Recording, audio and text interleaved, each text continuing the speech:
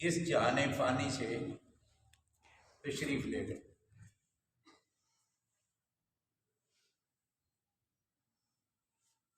کمال کی یہ بات ہے کہ عمر اپنے یار عظیم کے ساتھ مشابہت رکھتی ہے۔ حضور پاک علیہ الصلوۃ والسلام کی عمر مبارک 63 سال، حضرت صدیق اکبر کی بھی عمر 63 سال، خاتم الانبیاء حضرت محمد رسول اللہ صلی اللہ علیہ وسلم بھی بخار کی شدت اور پیر کے روز دنیا سے تشریف لے گئے۔ حضرت ابو بکر صدیق رضی اللہ تعالیٰ عنہ بھی بخار کی شدت اور پیر کے روز تشریف لے گئے۔ حضور پاک علیہ الصلوۃ والسلام بھی 3 کپڑوں میں آپ کو کفنایا گیا، صدیق اکبر بھی 3 ہی کپڑوں میں آپ کو کفنایا گیا۔ آپ نے آخری سرگوشی اپنی صاحبزادی سیدہ فاطمہ رضی اللہ تعالی عنہا سے کی، اور حضرت نبی پاک نے اپنی صاحبزادی کو کان میں کہا، بیٹا میں دنیا سے جا رہا ہوں، آج میری زندگی کا آخری دن ہے۔ تو سیدہ فاطمہ رو پڑی۔ صاحبزادی کو روتے ہوئے دیکھا تو آپ نے پھر ارشاد فرمایا، بیٹا میرے دنیا سے جانے کے بعد میری آل بیت اور میری جماعت سے، میری امت سے سب سے پہلے تم ہی میرے پاس آؤ گی، تم ہی مجھے ملاقات کرو گی۔ تو سیدہ فاطمہ تو زہرا ہنس پڑی۔ اسی طرح حضرت ابو بکر صدیق بھی جب جمعرات کے دن آپ کو تکلیف ہوئی، جمعے کا دن گزرا اور اتوار کی رات کو اپنی صاحبزادی سیدہ عائشہ کے کان میں سرگوشی فرمانے لگے اور پوچھا، بیٹا میں 3 باتیں آپ کو کہتا ہوں، آج دن کون سا ہے؟ عرض کیا، ابا حضور آج اتوار کا روز ہے۔ کہا کہ آج کی رات شاید میری زندگی کی آخری رات ہو، کل پیر کے روز میں اپنے آقا سے ملاقات کرنے والا ہوں، میں نے دنیا سے چلے جانا ہے۔ مجھے یہ بتاؤ کہ میری کو وراثت ہے تو اس سے بیچ کر کے میرا وہ حصہ جو میں نے 2.25 سال کے قریب دور خلافت میں بیت المال سے لیا ہے، وہ میری وراثت سے بیت المال میں جمع کر دینا۔ اور یہ آپ کو سن کے حیرانگی ہوگی کہ آج ہمارا ملک بھی مسلمانوں کا ہے، بنیاد بھی اسلام پہ ہے، ہمارے ملک کے بادشاہ بھی بڑے بلند اور بالا نعرے لگا کر منصب پہ فائز ہوتے ہیں، اور ایک آدمی کی حفاظت کے لیے 100 گاڑی آگے پیچھے ہوتی ہے۔ جب خاتم الانبیاء کے بعد حضرت ابو بکر خلیفہ بنے تو خلافت کی بیعت لینے کے بعد صبح گٹھڑی اٹھائی کپڑے کی اور بازار میں چل پڑے۔ سیدنا عمر نے اور دیگر صحابہ نے دیکھا کہ مسلمانوں کا خلیفہ جو ہے بازار میں تجارت کے لیے جا رہا ہے، تو سارے مجلس شورا بیٹھ گئی۔ صدیق اکبر سے عرض کرنے لگے کہ آپ نے مملکت کے امور بھی سر انجام دینے ہیں، اور یہ آپ بازار میں تجارت بھی کرنے جا رہے ہیں، یہ 2 کام تو بہت مشکل ہیں۔ آخر میں اپنے بچوں کا پیٹ کیسے پالوں گا؟ ان کے لیے بھی کوئی نان و نفقے کی ضرورت ہے، تو مجلس شورا والے فیصلہ کرتے ہیں کہ ان کے لیے کچھ روزینے کا بندوبست کیا جائے، گھر کے خرچے کا بندوبست کیا جائے۔ تو سیدنا صدیق اکبر نے جب دیکھا کہ یہ سارے لوگ میرے اوپر یہ معاملہ ڈالنے والے ہیں، تو آپ نے فرمایا میاں بات سنو، میں خود ہی اپنا روزینہ مقرر کر لوں گا۔ کہا کہ جی کیا کرو گے؟ فرمانے لگے مدینے کے مزدور کا سب سے کم جو تنخواہ ہے نا وہ میرے روزینے میں مقرر کر دو، سب سے کم چھوٹے مزدور کی مزدوری کے برابر میری تنخواہ مقرر کر دو۔ کہا جی گزارا کیسے ہوگا؟ کہ وہ میں جانوں اور میرا خدا جانے۔ اب چند دن جو گزرے خشک روٹی اور اس پہ ایک دو کھجوروں پہ گزارا ہو رہا ہے، تو ایک دن اہلیہ اسماء بنت عمیس نے تھوڑا سا حلوہ تیار کر لیا، تو حضرت ابوبکر صدیق نے دیکھا کہ آج میٹھا بھی ہے کھانے میں، یہ کہاں سے آ گیا؟ تو بیوی نے کہا کہ مجھے داد ملے گی، شاباش ملے گی کہ آج ذائقہ بدل گیا۔ کہا مجھے جلدی بتاؤ یہ کہاں سے آیا؟ کہا کہ جی جو روزینہ آپ کو ملتا ہے اس سے تھوڑا تھوڑا بچا کے میں رکھتی رہی، اور اتنے دنوں کے بعد یہ تھوڑا سا بچت بن گئی تو میں نے یہ میٹھا تیار کر لیا۔ حضرت صدیق اکبر نے کہا یہ میٹھا مدینے کے غریب کو تقسیم کرا، میں نہیں کھا سکتا۔ مدینے کے غریب کو وہ میٹھا تقسیم کر دیا گیا، اور بیت المال کے انچارج حضرت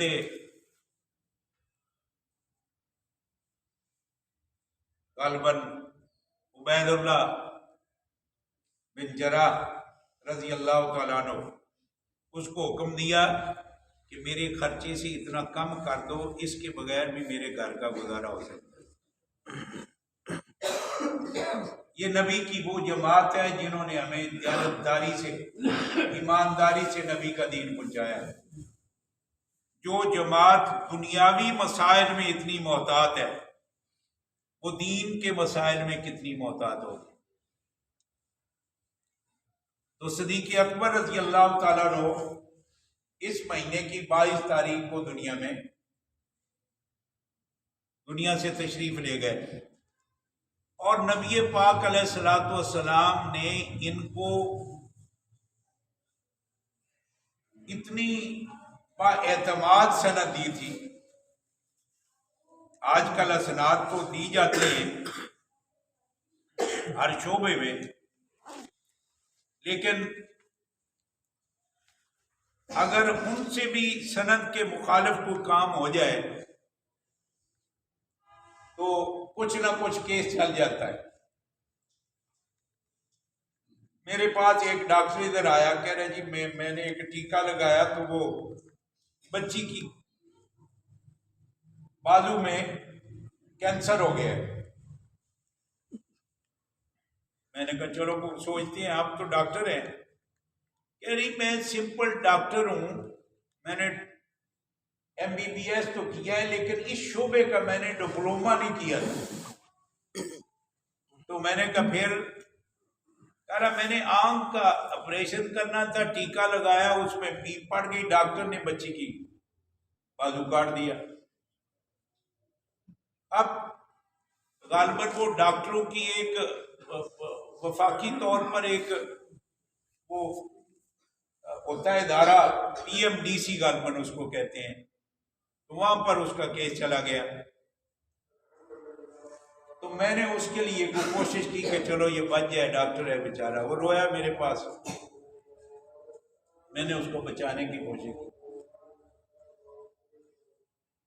تو میں نے کہا یار تو MBBS ہے، پھر یہ ایسا کیوں ہوا؟ کہہ رہے جی بس میں نے آپریشن تو نہیں کبھی کیا تھا، میں کر بیٹھا، تو میں نے کہا سند تیرے پاس؟ کہہ رہا جی اسی لیے تو وہ ضبط ہوئی ہے۔ تو میں نے دل میں سوچا جو میرے نبی نے اپنے یاروں کو سند دی ہے وہ کتنی مضبوط سند ہے، دین کی سند۔ حضور پاک کے پاس ایک خاتون آئی اور اس نے آ کر نبی پاک علیہ الصلوۃ والسلام سے ایک مسئلہ پوچھنے کی کوشش کی، تو حضور پاک وفود کو بھیجنے کے لیے بڑے مصروف تھے، تو حضور پاک کو اس عورت نے بلوایا، آپ نے فرمایا کل کو آ جانا۔ وہ عورت بھی نبی پاک کی صحابیہ تھی۔ جب دین کا غلبہ ہو تو فیملیاں بھی دیندار ہوتی ہیں، جب گھر کا سربراہ دیندار ہو تو بیوی بچے بھی دیندار ہوتے ہیں، جب گھر کا سربراہ عیاش ہو، بے دینی کے کام کرتا ہو، تو جتنا مرضی پریشر والا باروب آدمی ہو اس کی اولاد اس کے تابع نہیں رہ سکتی۔ جب گھر کا سربراہ بے نمازی ہو، بے دین ہو، تو گھر پہ زور دے بچوں کو کہ تم لوگ جو ہے وہ نمازیں پڑھو، روزے رکھو، ممکن نہیں ہو سکتا۔ خود چور ڈاکو ہو تو گھر والوں کو کہے کہ میاں نہیں تم ساتھ بن کے رہو، تو ممکن نہیں ہے۔ پہلے گھر کا سربراہ ٹھیک ہوگا۔ میں نے کل عصر کی نماز کے بعد درس میں بھی یہ بات کہی تھی کہ اللہ نے 1,24,000 کے قریب انبیاء بھیجے اور سارے نبیوں نے اپنے اپنے دور میں محنت مزدوری کی ہے۔ حضرت آدم علیہ السلام نے کھیتی باڑی کر کے قوم کو بتا دیا کہ کھیتی کرتے ہو تو اس طرح کرو گے کھیتی، لیکن تہجد کی نماز کے برابر تمہیں ثواب ملے گا اگر اس طرح کرو گے تو۔ مثال کے طور پر 10 ایکڑ زمین کا مالک ہے، اس میں گندم بوتا ہے، کماد لگاتا ہے، فصلیں مختلف لگاتا ہے، اذان کا وقت ہو گیا ہے، آپ جنگل میں ہیں، کوئی آپ کو نمازی بھی نہیں ملتا، کوئی امام بھی نہیں ملتا، آپ جنگل میں اکیلے ہیں، ہل چلا رہے ہیں، کھیتی باڑی کر رہے ہیں، تو آپ دیکھ رہے ہیں کہ نماز کا وقت ہو گیا، آپ اکیلے کھڑے ہو جاؤ، اللہ اکبر اللہ اکبر۔ آپ نے اذان دی تو آپ کی اذان کے جواب میں عرش کے فرشتے جواب دیں گے، اللہ اکبر اللہ اکبر۔ جب آپ جماعت کرائیں گے، پڑھیں گے اکیلے نماز، آپ کے پیچھے جبرائیل سے لے کر اسرافیل اور میکائیل اور کروڑوں فرشتے تمہارے پیچھے کھڑے ہو کر جماعت سے نماز پڑھیں گے۔ آپ کی فصل اگ گئی تو آپ نے اپنی فصل کا عشر دے دیا، آپ نے اپنے گھر کسی مٹکے میں، کسی ڈھول میں، کسی پنجابی میں وہ بڈولا کہتے ہیں، مٹی کا بنا ہوا ہے، اس میں گندم ڈالتے ہیں، لوگوں کی گندم کیڑا کھا جاتا ہے، سیمن کھا جاتی ہے، آپ کی گندم کی حفاظت میرا خدا خود کرے گا۔ آپ کی فصل میں کوئی ایسے پھل ہو گئے، کوئی اور اجناس ہو گئی، اس کا پورا عشر دو، نہ گڑے پڑیں گے، نہ اوس پڑے گی، نہ کوئی طوفان آئے گا، آپ کی فصل کی حفاظت میرا خدا خود کرے گا۔ حضرت نوح پیغمبر نے مزدوری کی، لکڑی کا کام کیا، ایک کشتی بنائی، تو اس کشتی کو بنانا صرف خدا کی توحید کے لیے تھا، خدا کی ذات کے لیے تھا، تو اس کشتی میں مخالفین نے غلاظت پھینکنی شروع کر دی بطور استضاء، بطور تہذیب، بطور تذلیل، خانہ پیشاب کشتی میں کرنا شروع کر دیا۔ اللہ رب العزت نے اسی مذاق کرنے والی قوم میں ایک ایسی بیماری مسلط کر دی کہ اسی قوم کو کہا کہ غسل بھی اس کشتی میں کرو اور زبان سے چاٹو بھی اسی کشتی کو، تب تمہاری امراض میں شفا آئے گا، وگرنہ اسی طرح رسوائی کی زندگی گزارو گے۔ تو اللہ نے انبیاء کو قوم کی ہدایات کے لیے بھیجا ہے۔ حضرت داؤد علیہ السلام نے لوہے کا کام کیا، قرآن کھول لیں، حضرت داؤد علیہ السلام موم یعنی دھاگے کی طرح بڑی بڑی سلاخوں کو اپنے ہاتھ سے موڑ کر کے، توڑ کر کے اور اس کو اس دھاگے کی طرح جس طرح جرسی بنی جاتی ہے اس طرح ایک لباس تیار کرتے تھے جنگی، جس کو ہم کہتے ہیں ذرا، وہ ذرا تیار کرتے تھے اور وہ مزدوری کر کے اپنے بچوں کا پیٹ پالتے تھے، ہے وقت کا نبی۔ اور جب زبور کی تلاوت کرتے تھے تو صرف انسان نہیں، صرف فرشتے نہیں، بلکہ زمین و آسمان کے درمیان اڑنے والے پرندے ٹھہر کے حضرت داؤد کی آواز سنا کرتے تھے۔ جب تلاوت کرتے تھے تو ان کی آواز کو سننے کے لیے پرندے پر جوڑ کے کھڑے ہو جاتے تھے کہ حضرت داؤد پڑھ رہے ہیں اور ہم سنیں، ہمیں لذت اور سکون آ رہا ہے۔ آج ہم قرآن سے اتنے دور ہیں، چاہے حرم کا امام قاری سدیس بھی تلاوت کرے تو ہم اپنا کاروبار نہیں چھوڑیں گے، چاہے علی حذیفی قرآن کی تلاوت کرے تو ہم اپنے کاروبار کو نہیں چھوڑیں گے، چاہے جناب قاری عبد الباسط ہماری مسجد میں اذان دے تو ہم اذان کا جواب دینے کے لیے تیار نہیں ہیں۔ جب ہم جانوروں کو چارہ ڈال رہے ہیں تو ہم نے کبھی بھی نہیں سوچا کہ نماز کا وقت ہو گئے، اب اللہ نے بلاوا بھیجا ہے، ہم اللہ کی طرف رجوع کریں۔ نہ ہماری کھیتی عبادت کا کام دیتی ہے، نہ ہماری مزدوری عبادت کا کام دیتی ہے۔ کس مزدور کے بارے میں میرے نبی نے فرمایا کہ اس کی مزدوری کو اس کی اجرت مزدوری ختم ہوتے ساتھ ہی ادا کرو؟ اس مزدور کے بارے میں جو مزدور ادھر اذان ہوتی ہے کہتا ہے جی میں اللہ کے حضور حاضری دے لوں، ادھر اذان ہوتی ہے کہتا ہے جی 2 منٹ کے لیے میں 4 فرض پڑھا ہوں۔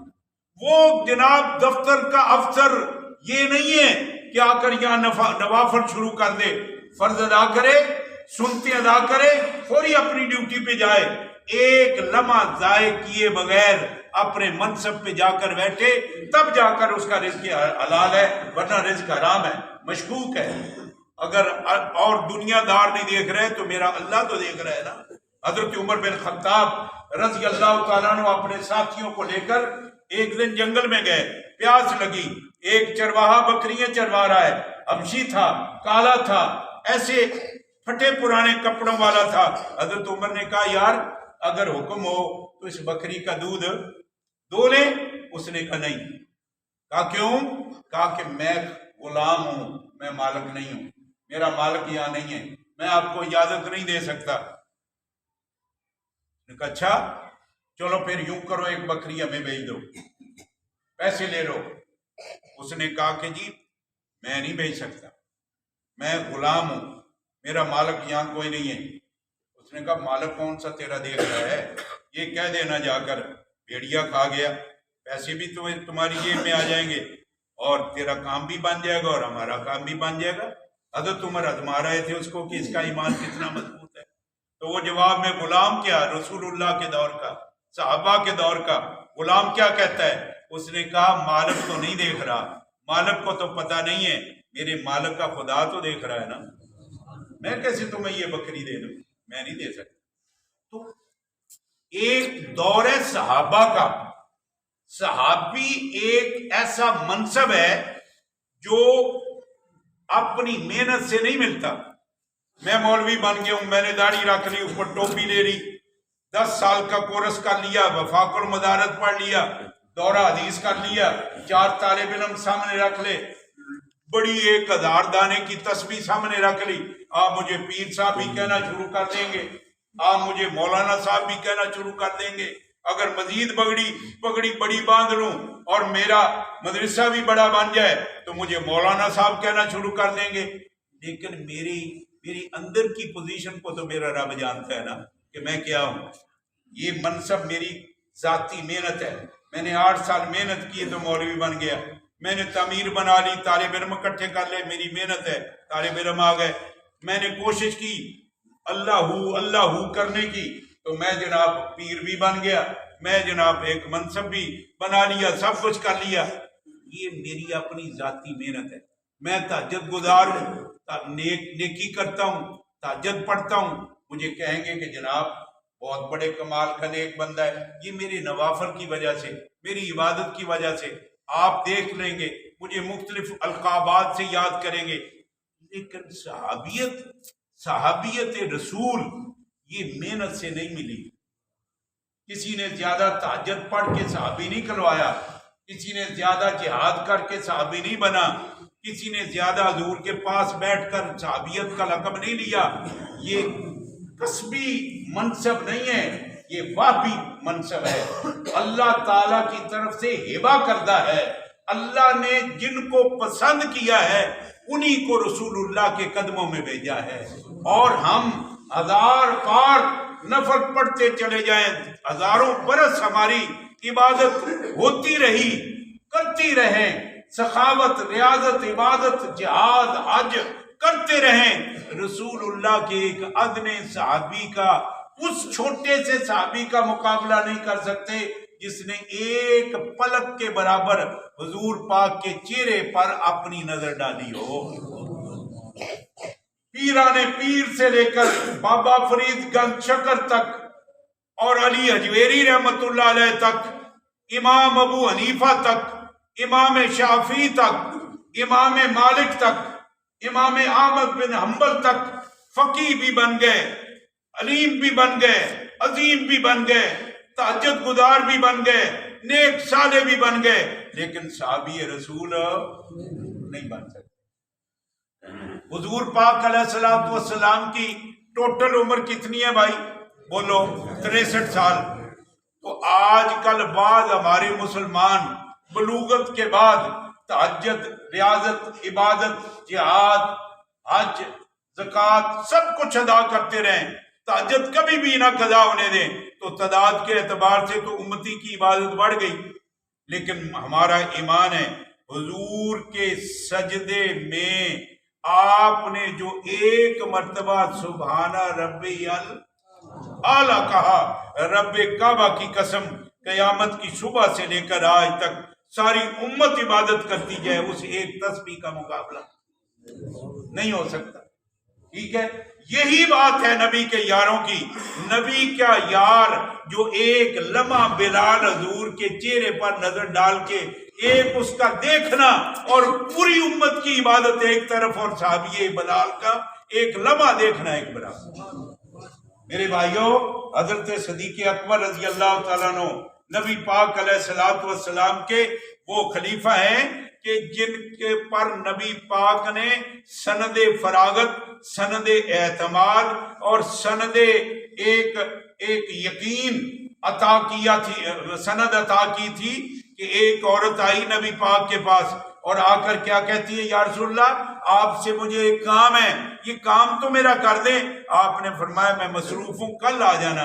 تو وہ اس مسلمان گھرانے کی خاتون تھی جو رسول اللہ کے دور کا وہ گھرانہ تھا، اور وہ عورت کیا کہتی ہے، یا رسول اللہ کل اگر آپ کو موت آ جائے یا مجھے موت آ جائے، میں نہ ہوں یا آپ نہ ہوں، تو میرا مسئلہ تو درمیان میں ہی رہ گیا، میں کس سے پوچھوں گی یہ مسئلہ.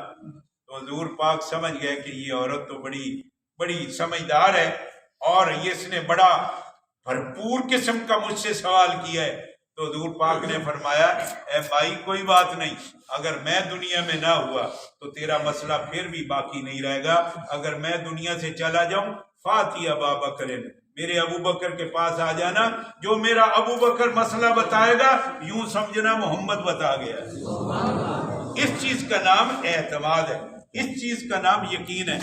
کتنا ٹائم ہو گیا؟